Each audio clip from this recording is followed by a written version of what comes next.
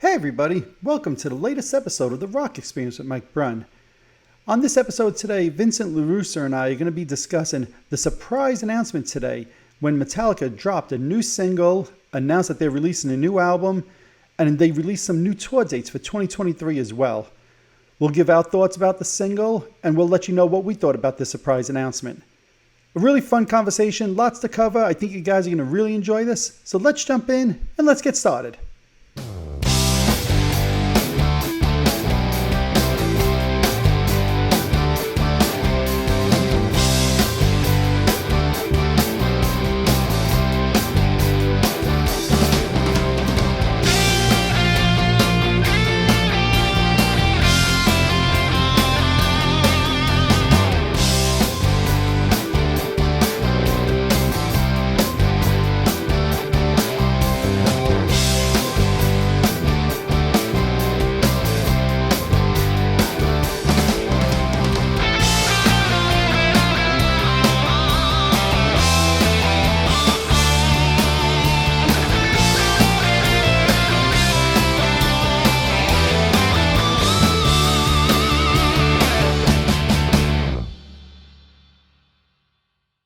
Hey everybody, welcome to the latest episode of the Rock Experience with Mike Brunn. Today I'm excited to have back with me for the second time in a week, my buddy, my partner in crime, the man who just got a haircut, Mr. Vincent LaRussa.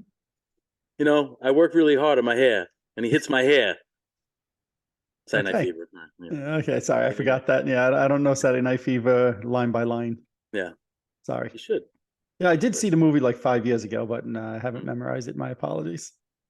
Well, I'm still trying to get that endorsement. Okay, yeah. You keep working on that. Guys. Smooth. Oh, man. So we thought we'd get together today, buddy. Just, I guess today is what, November 28th. And we wake up today and around 10 o'clock Eastern Standard Time, there's the surprise Metallica dropping a new song, announcing that they're going to have a new album, some tour dates next year as well. For them, it's their first new material in 6 years. So let's just first, the song itself. Have you listened to it yet?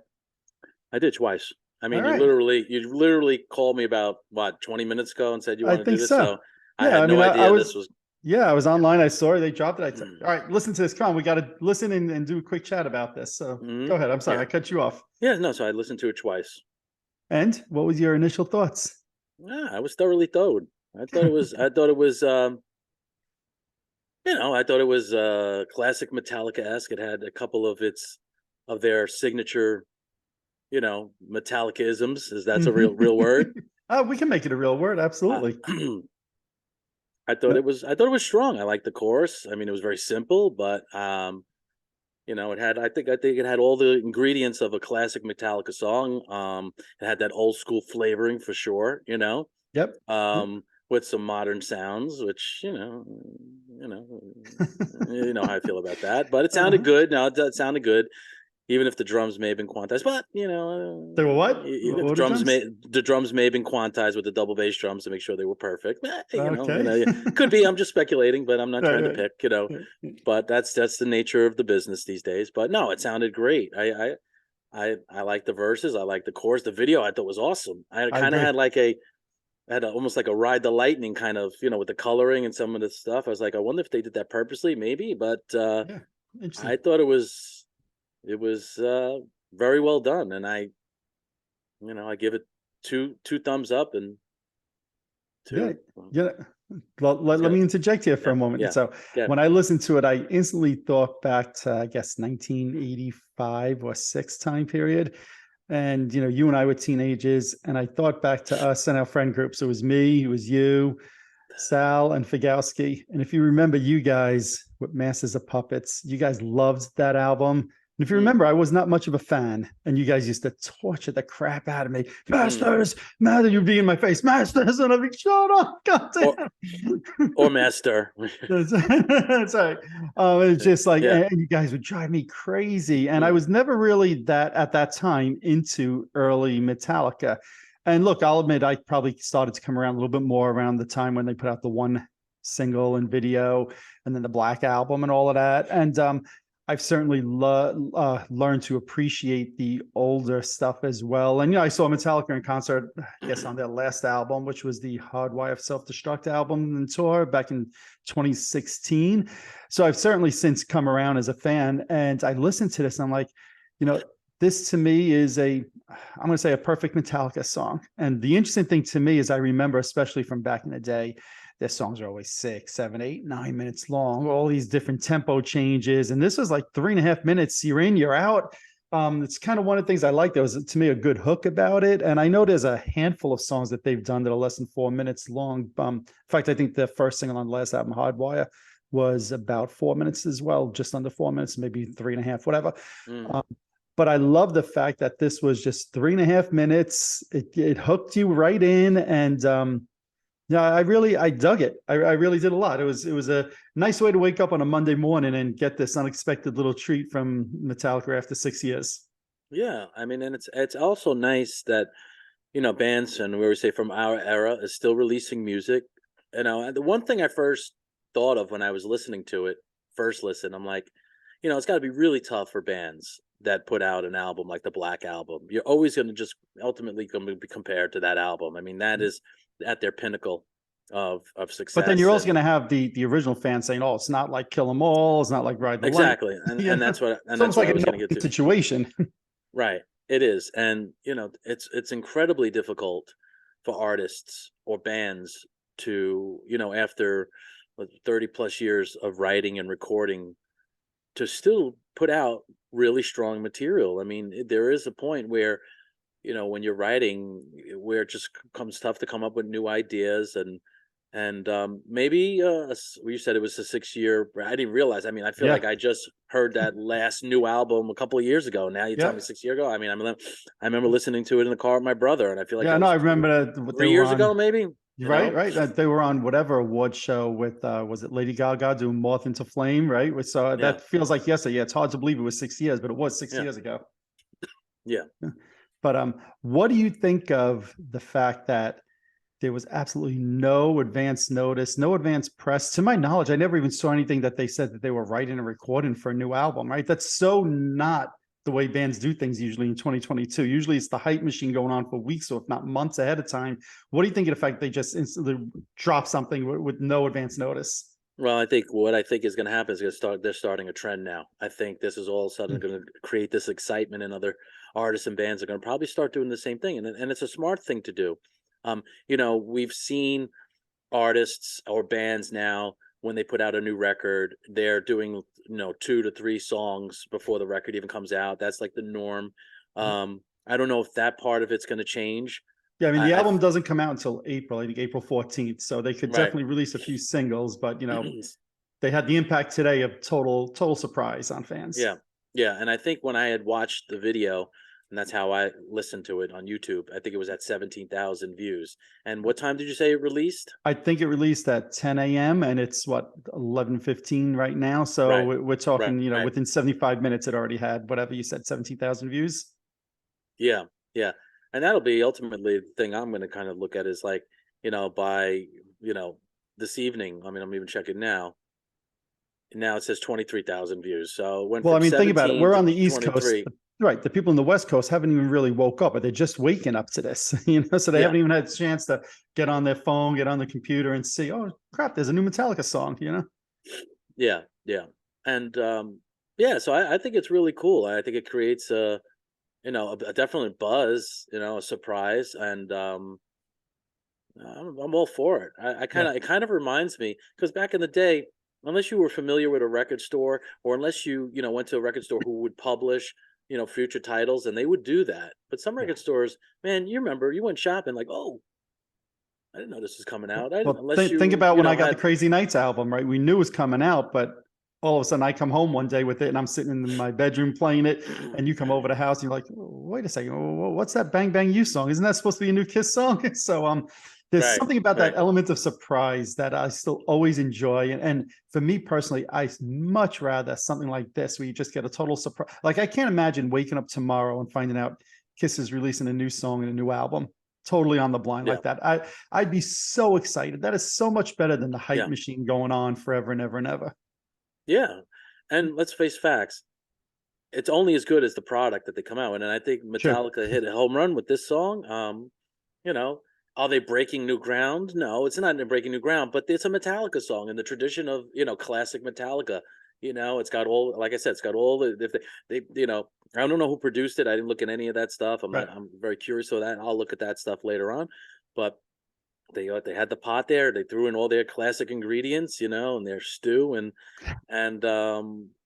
it damn, damn, damn, damn, damn, damn, like those little classical Metallica. Like as soon as I heard that, it's like, Yeah. It's like classic Metallica. And I'm sure there's going to be fans that are going to, like anything, there's never going to be 100% of somebody liking or disliking. But for me, I'm really excited to see what else they have coming forward. And now I'm going to be more on the lookout for what their next song is going to be because of this. Yeah.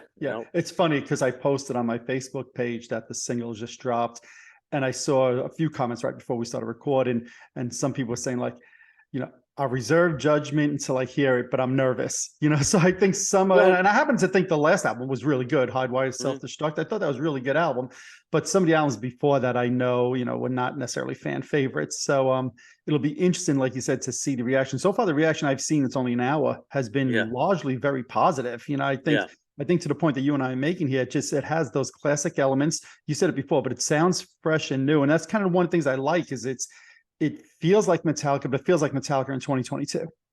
Well, look, let's face facts. No matter who the artist is, if Cinderella were to get back together again, which I wish the original group did. Well, Jeff LaBar is no longer with us, unfortunately. Right. I'm just using them as an example. Don't ask me why.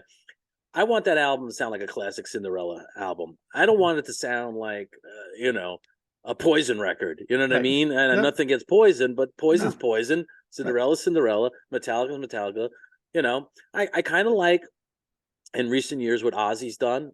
I like he's kind of, brought other people in and collaborated with them and had and I think that's worked, certainly it helps sell records. What am I even saying? Sell streams. I mean, and I think what Ozzy's done recently has been really, really well done. And I thought it was, again, a guy, I don't want to make this an Ozzy Osbourne thing, but a guy who's not in great health, but he's still churning out records, more than other bands who we've, through the years we've gone to, admire and love, and to still kind of make it interesting. And that's the whole thing. Like, it's all about the interest first, and then it's about the quality that keeps you still interested. You have that initial interest, and then does it still keep you interested? Am I going to go back and listen to that? Right. Well, I watched it on my iPad initially, and then the second time I went on my 27-inch iMac down here and watched it in full screen because I was like, I wanted to get the impact, and I put it blast. There's a difference between putting it through my studio monitors and playing it in an iPad speaker. Of course. And then and even certain things like it's hard to hear the bass, and I'm like, is this another one of those, oh no, and NBS for all, NBS record, and it's there, the bass is always lower in the mix. Obviously, there's a very guitar and kick drum driven, that's their thing. Yep. But then when I listened to it, with proper, audio, I was like, oh yeah, it sounds really good. It's there, right? It's there. So, one things I want to say before I want to talk about the tour dates they announced also, but before we do that, to me, James's voice, and I don't think he gets enough credit as a singer, right? Because it was that whole thrash metal scene, but everybody's getting up there in age, and I don't know his exact age. He's got to be in the upper 50s somewhere, but you can look that up maybe while I'm talking here. But his voice still sounds spot on to me. I mean, obviously it's the studio, it's a recording, but to me, he just sounded phenomenal. I listened to that, or I listened to one of the classic albums, and I can't tell that there's 30 years apart in his voice. He still sounds so strong to me as a vocalist. Yeah, he's 59 years old. 59, yeah. I mean, it's not easy. It's not easy to sing a chorus like that with that kind of strength and that tone. Yeah. I don't care what you're going to do in the studio if you're going to even try and fix it. And I'm not saying they did. And I'm not suggesting they did, right? Right. So, but you still have to hit the notes. Even once, even twice, 3 times. Absolutely, a lady. Yeah, a vocal. Yeah, 3 times a vocal. And I love the guitar solo in the song. Also, I thought it was really cool. It again gave me feels sometimes of some of the songs from back in the 80s, but it was just like it was a cool guitar solo also. Yeah, so, excellent. I wanted to mention the tour dates that they announced also. I don't know if you had a chance to see that. I didn't I did send not. you. Okay, yeah. So they announced tour dates in 2023. I want to say it was about 20 or so cities, some in Europe, a few in Europe, and then across the United States as well. But it was really cool. What they're doing is they're doing 2 nights in each city in the round. Like I think in Jersey they're going to do MetLife Stadium, right? So which is, as you know, a big stadium that holds 70, 80,000 people. So they're doing 2 nights there in the round, but they said they're going to be doing different set lists each night when they're in each city, and different opening acts as well. And my first thought when I saw that is I thought of Gene Simmons in the quote he says, sometimes this is how the big boys do it. And I was like, yeah, that's how the big boys do it. 2 nights, different set lists, different opening acts. As a fan, it makes you instantly say, oh, I got to go both nights. They're going to be doing totally different shows. I got to go both nights. So what are your thoughts on something like that? I love that. I mean, I love that. Again, in this day and age, keeping things interesting or keeping people interested where they have such short attention spans, you know, you're on to the next thing, even when you're still on the first thing, it's like, I think that's great. And for us fans of this music, and we grew up with this music, we do realize, and we've spoken about this all the time. These are your chances to see your favorite bands, the people who, you've either looked up to, idolized, your heroes, however you want to word it. And the fact that they're going to play twice in your city and going to give you 2 different shows or alter it, however they're going to do it, that really makes it awesome. And people could say, "Well, I just want to make more money." Whatever it is, they're still giving you more bang for your buck. You know what I Yes, mean? and I'll say this, they probably could play these arenas or stadiums on their own without a major support act. But the acts that they have, and these are not necessarily some of my favorites, but Five Finger Death Punch, Pantera, Wolf Van Halen, Greta Van Fleet, and there's a few others as well. Again, not necessarily my favorite bands, although I do like Wolf. But those are quality bands to support them at these shows, and each, like the 2 Jersey shows, are going to have different bands supporting them each night. So I just think that that's just really, if you're going both nights as a fan, you're getting 2 totally different experiences, from the opening acts to the set list. That's the way to do it, especially in 2022, now in 2023, when these shows happen and everything's on the internet, everything's being spoken about. And while you're at the concert, people are posting the videos online. This is the way, to me, to keep fans excited. And Metallica is just, from the surprise announcement to the way they're going to do their tour dates next year, to me, they get it right. They really get it right. And don't want to make this about a Kiss thing, but since we talk about Kiss all the time, and centrally we talk about Kiss, Sure.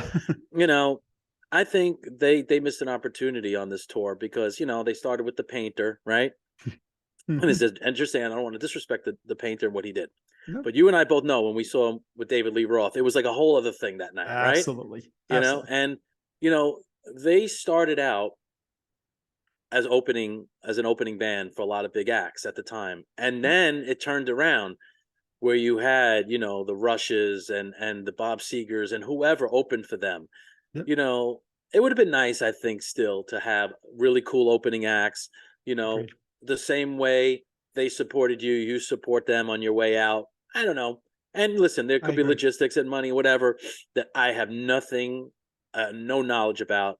I'm just saying, as a fan, just because we had both experiences, we had the the Painter. I think that some of them, were there any shows where they had no opening act or just nothing? I don't know if they ever did that. I don't recall that. No. Yeah. I feel only the Painter and David Lee Roth was our experiences. So that just would have been, so to your point, they did it right. They did it right. They're doing it right. Or they're doing it right. They're going to do it right. And to me, that just, as a fan, like I said, makes you say, hey, I want to go at least once, maybe even twice. And I do think they seem to allude on the flyer to, you'll be able to buy tickets like as a package to both nights, so that this way fans who want to go both nights don't have to worry about one selling out while you're buying tickets to the other one. So again, if they're doing it that way, and they didn't say it, but it seemed to allude to it on the flyer. And again, they're doing it the right way. And, to me, that's just one of the things.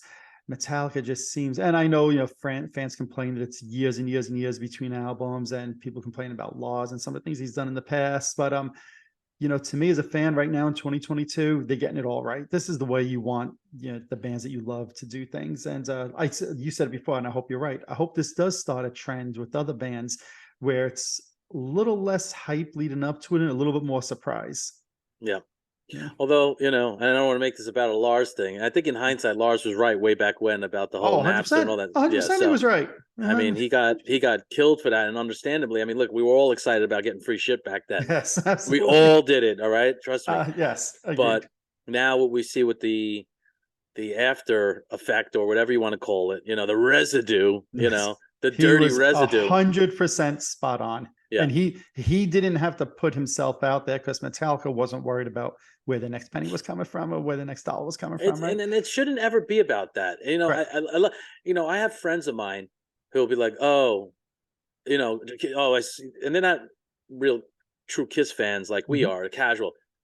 Oh, it's another money grab for Kiss. Oh, Gene Simmons is something. I'm like somebody said to me recently about one of the products they were coming out with. It might have been the Creatures box set or whatever. Okay. I think it was the Creatures box set, and somebody said, "Oh, it's a money grab." I'm like, do you realize that the record company, like Universal Music Group, they have, the right to do whatever they want, pretty much, because they control that material, And well, Kiss has to, authorize. I said, do they? Do we even know that for a fact? If Universal Music Group wants to put out a product while they're still touring and able to make money and generate money, don't you think, especially the record companies these days who are not making any money from streaming, are going to want to maximize what money they make? And I'll say this, I hate that term money grab because it's only a money grab if people are spending money on something. And if people are spending money on something, that means they wanted it. And if they wanted it, why not put it out? Right. So I don't understand that whole money. It's not a money grab if you put out and nobody spends money on it. It's the fundamental, one of the fundamental things about this country is about, making money to what's the word? Help me here. To furnish your life. You know what I'm trying to say? Everybody wants to succeed and do well, so again, the companies who control this stuff, I'm sure Kiss has, I mean, maybe more than I do. Like, do they, and I know we're going a little off topic here, but if they want to put out another, anniversary set, do Kiss have the right to say, no, don't do that? I mean, I would think they probably do, because I'm going to guess Kiss is the one that owns a lot of those demos and unreleased recordings and things like that. So if Kiss didn't want to participate in it, they just wouldn't give the record company that stuff. That's my guess, but I don't know that. But when you see, and this is the thing, and again, this is a conversation for another day. I know we do that a lot lately. When you look at the copyright, you'll see Universal Music Group, right? Yes. So who's Universal Music Group? That's not Kiss. Right. It's the right.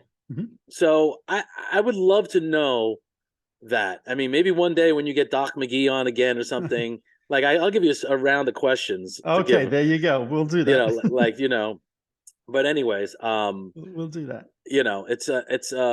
That whole money grab thing.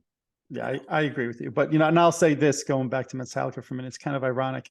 About 3 or 4 weeks ago, I was talking with my son, who unfortunately doesn't necessarily listen to the type of music that you and I like. Okay, I'll just say it that way. But he did and does like Metallica, and he did come with me in whatever it was, 2016 or 17, to see them at the Nassau Coliseum. And I said to him like 3, 4 weeks ago, hey, if Metallica tours again, do you want to go? And he's like, yeah, go. That was fun. And that's the thing also. They put on a good show where, my son is far from the biggest Metallica fan. He probably knew a third of the songs they did that night in concert. Yet it was still fun. And I love the fact that they're going to be playing these stadiums in the round. Because think about when we saw Guns N' Roses at MetLife Stadium, the same place Metallica's going to play. I felt like, Guns N' Roses might as well have been in another country compared to where we were sitting. I was like, I think they're out there somewhere. So again, it's another thing Metallica gets right. They're going to play in the round. That's the way to do it in a stadium, in my opinion. So that's just another I'm a big fan of that whole in the round thing. I know we spoke about that on the Kiss, and when you did, we did the recap of this year. I asked if they did that, and I for one really enjoyed that. But yeah, the MetLife Stadium for us I'm not a huge fan of that arena. I mean, I've seen a couple of bands there. I saw McCartney there. I did see Guns N' Roses. I think I saw the Stones. Yep. I don't know. I'd rather be in the Garden or one of the other smaller like hockey or basketball arenas. It's just a better sound than that open air thing. But I agree with that. But if they're going to play a stadium, at least they're doing it in the rounds where you're not going to feel like you're Yeah. 17 miles away. So, Mm-hmm. whether it's releasing the single by surprise, the way they're going to do these tour dates, the way they're going to play them in the round, there's, to me today, a lot to be excited about as a Metallica fan. The new album is going to be called 72 Seasons. Like I said, it's going to be coming out April 14th. I'm sure we'll get at least one more song, like you said before, maybe even two by that time. So, if these songs are anything like the one that came out today, I think the fans are going to be happy. But I'll be curious to see as the day progresses how fans react, and more fans start waking up and seeing it online. The initial feedback seems to be very good, but I'm curious to see over the next 24 hours if Metallica could continue to maintain that kind of positive feedback. So, anybody watching this, we'd love to hear your thoughts, your comments. What did you think of the new song? What do you think of the tour dates they announced next year? Are you going to go to any? What do you think of the fact that they did no advance press? Let us know your thoughts, your comments on that. We'd love to hear what you have to say. Anything else, buddy, before we give this a wrap today? No, but I was about to scream Lux Æterna against it in your ear. Just, we started the podcast on the blooper reel that I screamed at in your ears. That's true. Yes, you did. That's right, on the blooper reels. Yeah. And then when you did that, you knocked out the sound on your computer, so you screamed it so loud. Man, that's great. But all right. Anyway, buddy, always a pleasure. Happy to do this with you on a Monday. And until then, we're not going to do double Ringo on this one. We're going to rock. All right. Later, everybody. Later. All righty. There you have it. We'd like to hear your thoughts and your comments on today's exciting surprise announcement from Metallica. What did you think of the new single, and what did you think about them surprising fans and not saying anything beforehand? We'd love to hear your thoughts and your comments. If you're watching this on YouTube, hit that subscribe button below. If you're listening to one of my podcasts, subscribe over there as well. Also, head on over to Facebook and follow my page, The Rock Experience with Mike Brunn, where each and every day we talk about all the rock and roll music that you love. You could also follow me on Instagram and Twitter as well. That's it for this episode. Thanks for watching. Thanks for listening. See you all next time.